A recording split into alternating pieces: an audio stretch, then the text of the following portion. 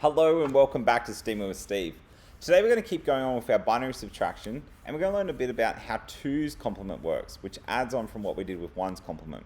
So 1's complement was really easy. You just inverted the number that you wanted to subtract it, added it together, and then added 1 onto it.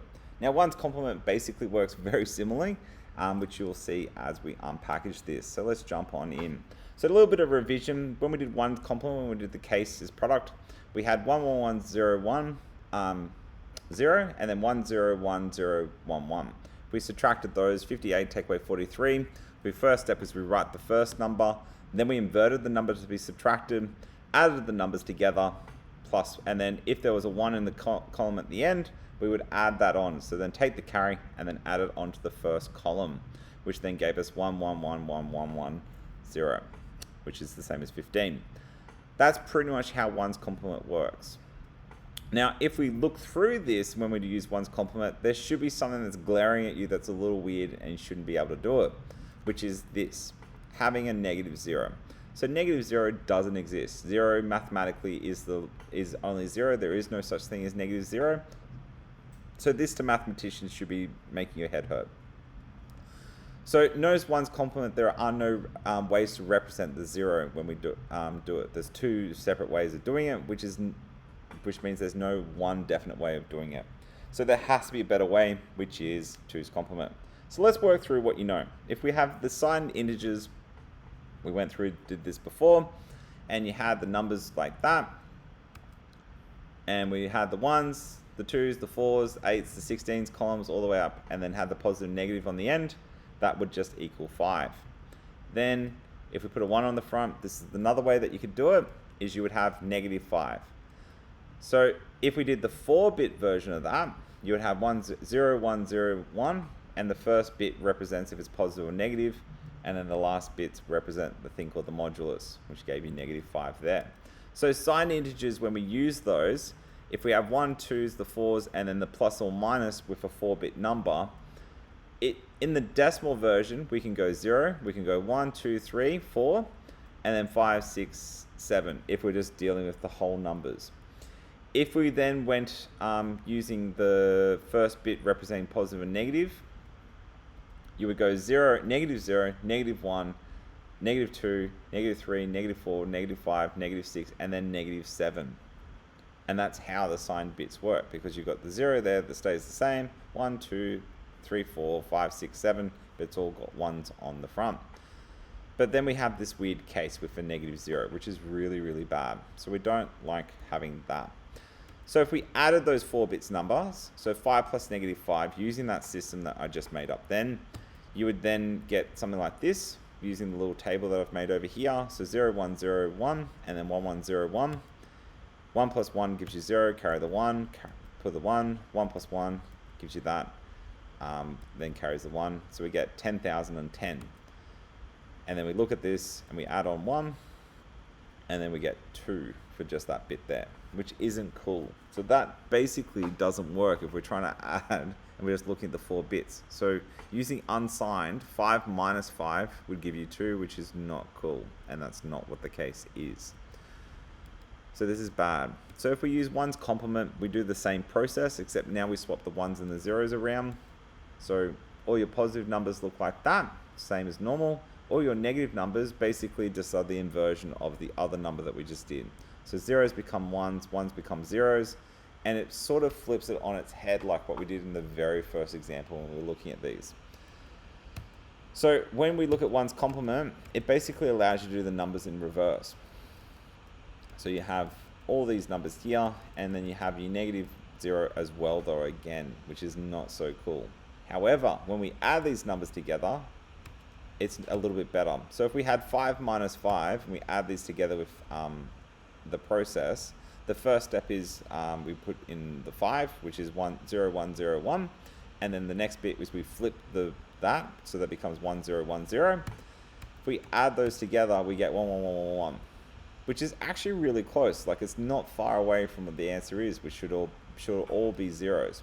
So to do that, basically from here, if we do 1's complement properly, we would add on the 0, or we understand that that is negative 0, which is not quite right. But it's a better system than where we were before because it's a little closer to what we need to do. So it's close, but it's off by 1.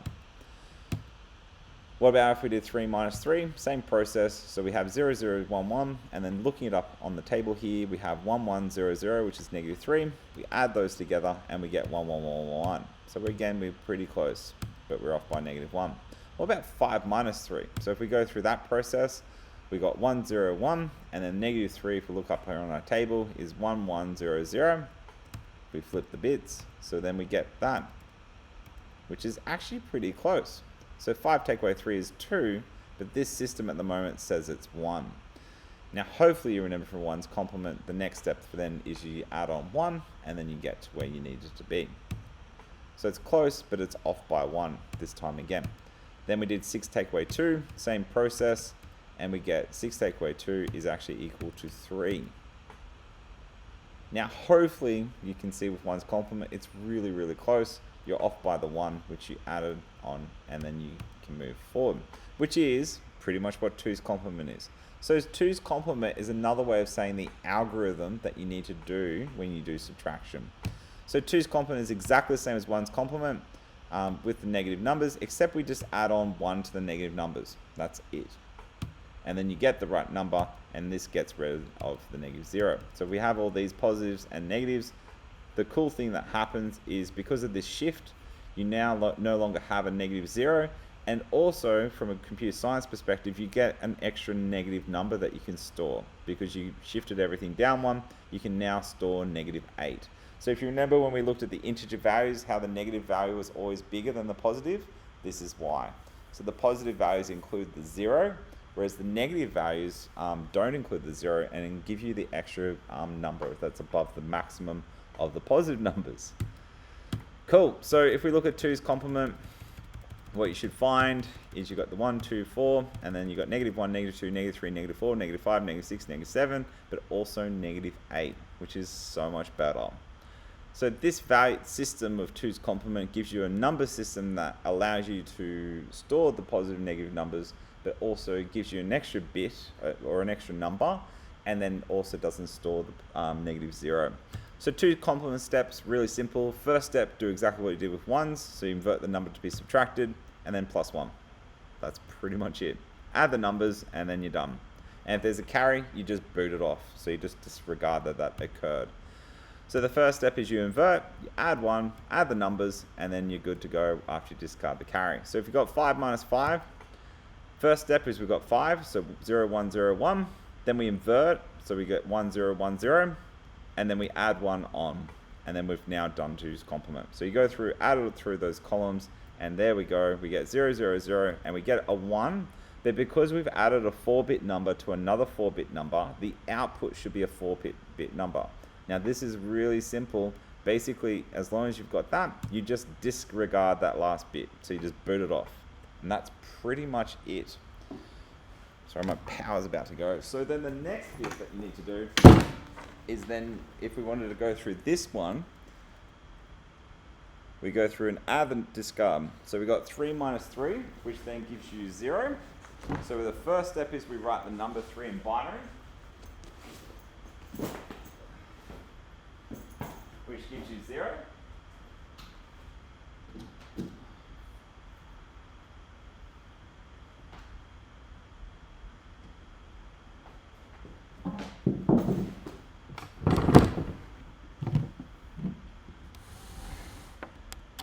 It's all happening today.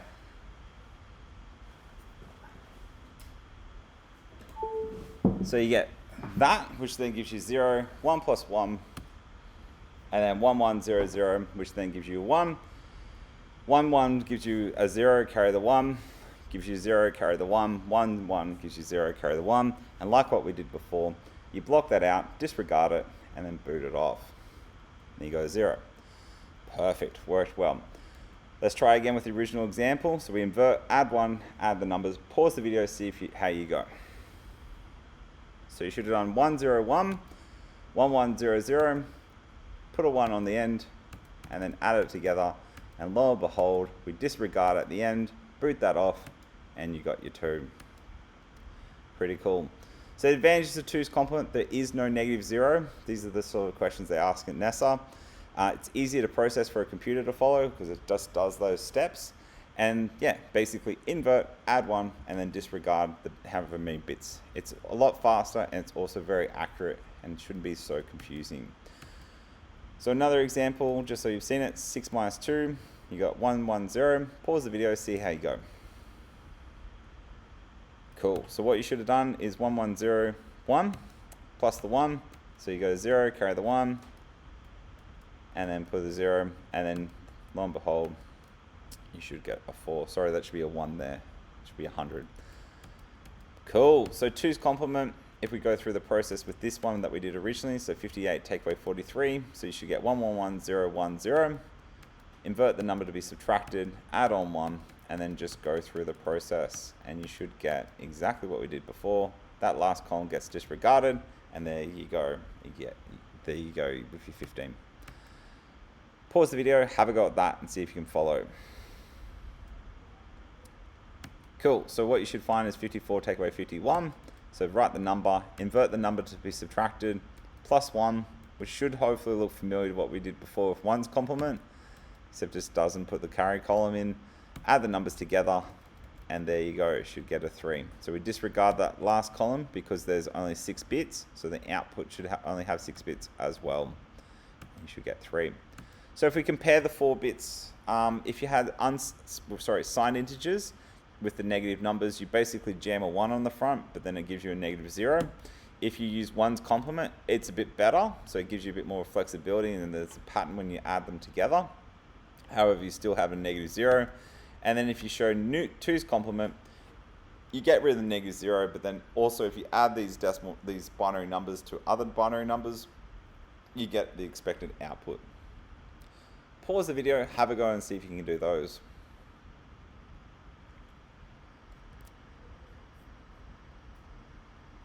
Move that over here.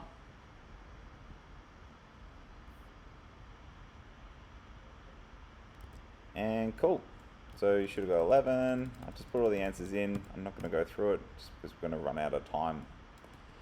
So there's a binary worksheet that goes with this that hopefully gives you some insights. Yeah, hopefully that's giving you some insights into how this binary subtraction works with 2's complement.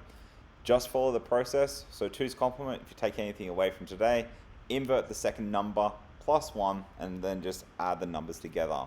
And if there is an extra bit, so if it's an 8-bit number, the output needs to be 8-bit. So if there's a 9th bit that's been thrown in, you just disregard it. That's it from me. Give me some feedback in the bottom if that's helped. Sorry about the pause before, my battery was dying. I'm quickly trying to punch these out for my year 12 students for next year. And yeah, that's it for me. Thanks again for watching. If you did enjoy the video, please give a like and subscribe down below, as it does help with that YouTube algorithm. And yeah, see you next time on Steam It with Steve. Adios.